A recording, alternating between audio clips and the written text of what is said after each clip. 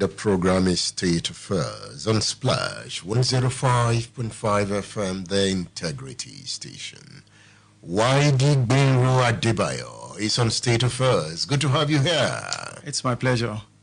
How is your farm doing? Oh, well, doing fine. Just a startup is an experiment, so I wouldn't expect to see something too good for the first instance. You're experimenting on cassava? Yes, I'm experimenting. So what have you seen so far? It's a very big story, but what I have seen so far is you have these new breeds of cassava that you have to plant. One of the most important one is TMA 419 that was produced by your IITA here. It's a high-yield cassava, and it's also an umbrella cassava that when you plant it, after some time, it covers the ground and kind of kill the weeds underneath it. So I'm experimenting with that particular cassava. Also, it's very young now, but I think farmers have a preference for that cassava. Now, your experiment has to do with poverty reduction, sustainable agricultural development, and the cassava value chain in Nigeria. Yes. Why are you interested in the reduction of poverty? If I take it as poverty, reduction of poverty, Nigeria is the country with the highest population living in extreme poverty in the world presently. At 45%, you have around something between 80 to 90 million Nigerians living in poverty. That's almost half of our population. And for me, more than 70% of these same 90 million are farmers. And one interesting thing about Nigeria is that because cassava grows everywhere, most farmers grow cassava.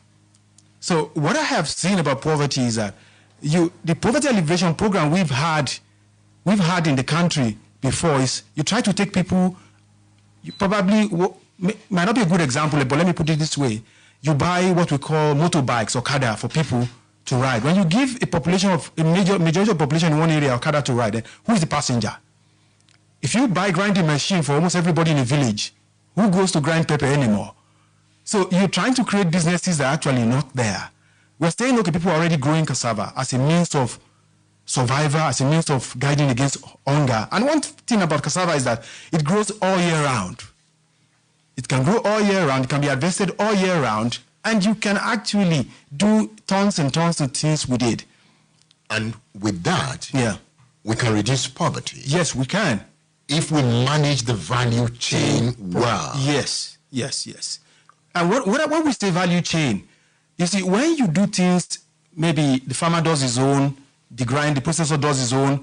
If you look at those value, in economics, one thing we say is that those values are very little. But when you connect this chain together, you have this continuous circular flow of activity that kind of explode that system up to 10 times. For example, now, farmers in Nigeria don't produce a lot.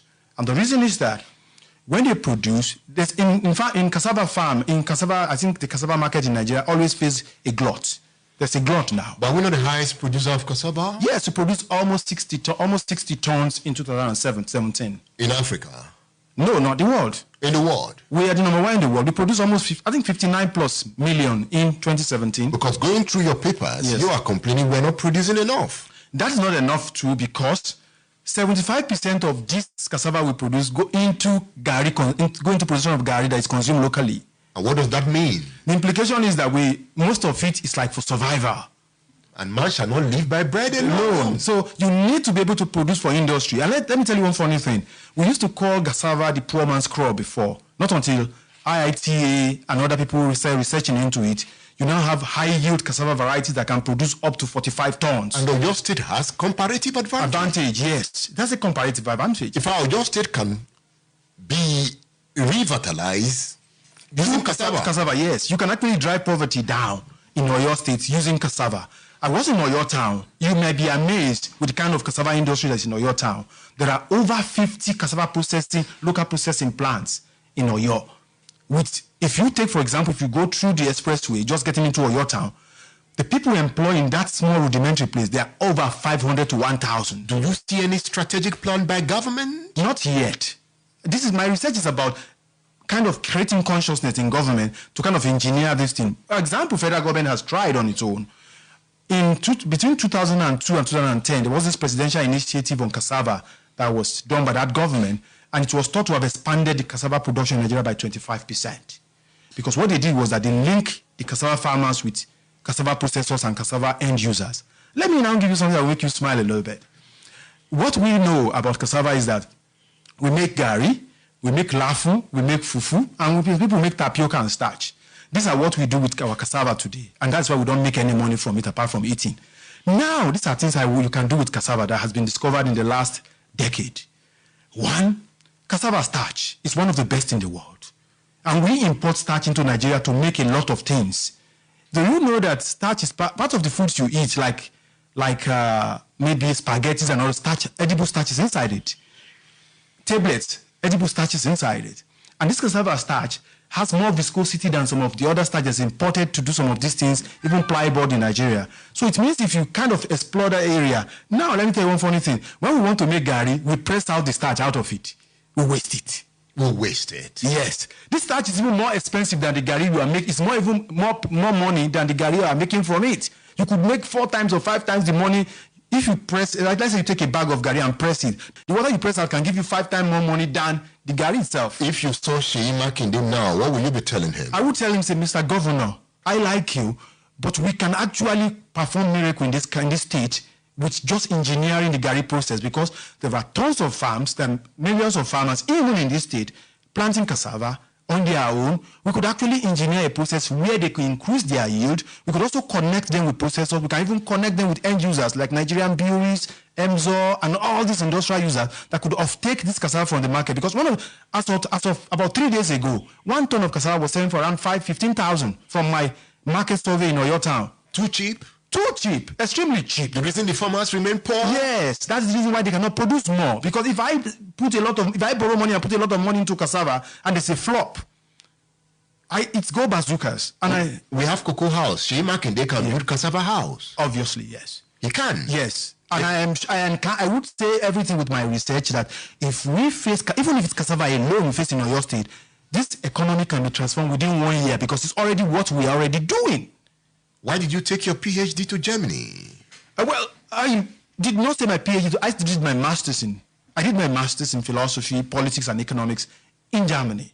And the idea was that I was looking at a multidisciplinary way of looking at things, because I was of the idea that part of our problem in this country is the issue of psychology, the way we look at things. And also this affects politics, it also affects economics. So part of that was why I decided to study the MA PPE, that's philosophy and policy and economics. And after that, I majored in global economic development and said, okay, how can I come back and help? I want a PhD that can be practically implemented, that can change people's life and I can see it. The reason you are in the farm? Yes, I have a farm. It's a very small farm, about 25 acres. What does it take to be a farmer? It's not an easy job. I was in the farm. It was raining from morning till dawn, till dusk yesterday, and I was in the farm, all drenched up. Recently, you completed your visitation. Yes. As a scholar at the Covenant University. Yes. Did you enjoy your time? Covenant is one of the best universities in Nigeria. I always see that on paper. I never believed it. But when I got there, the structures are world class. The professors are very friendly compared to the ones I've always known in Nigeria. Now, for people like you researching, yes, your PhD should solve our problem. Yes, it is.